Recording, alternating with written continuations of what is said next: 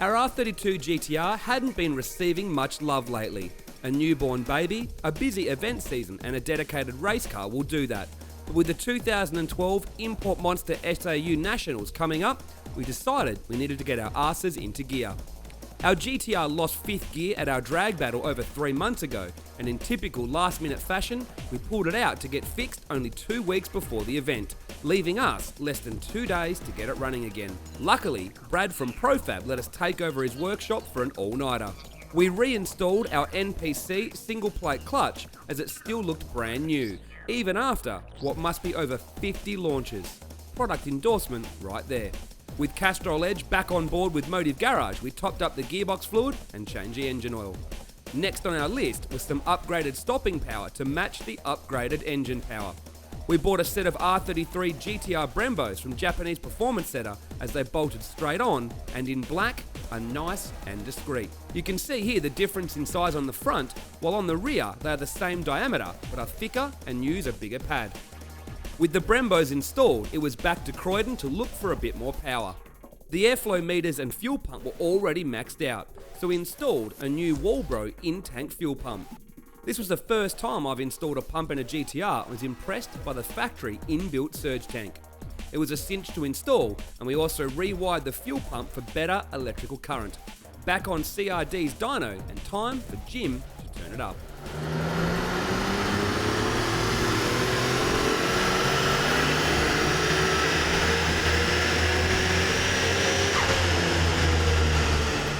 We ended up with a tad over 300 kilowatts at all 4 wheels on 20 psi with pump fuel in the tank.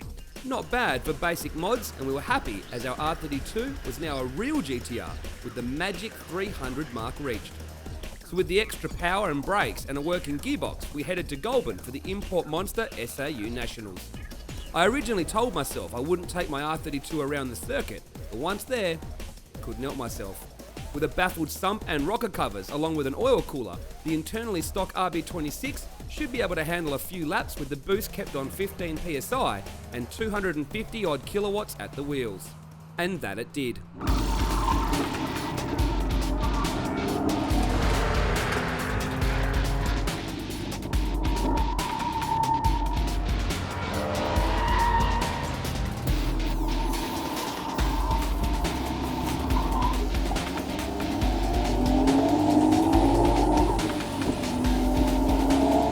It didn't matter in the wet so much, but in hindsight, kinda wish I'd fitted some decent rubber for the day, as the 3-year-old 235 China spec tyres weren't doing very well in the dry, with the 32 managing a low 1 minute 12 wobbling all over the place.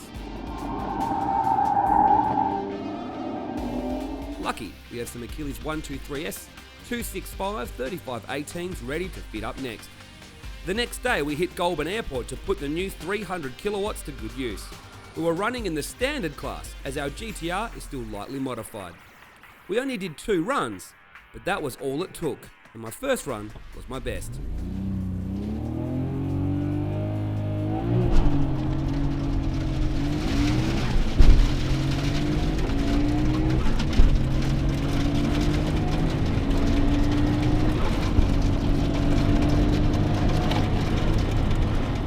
The 12.4 quarter mile and 19.5 half mile were enough for us to win quickest in standard 4-wheel drive class.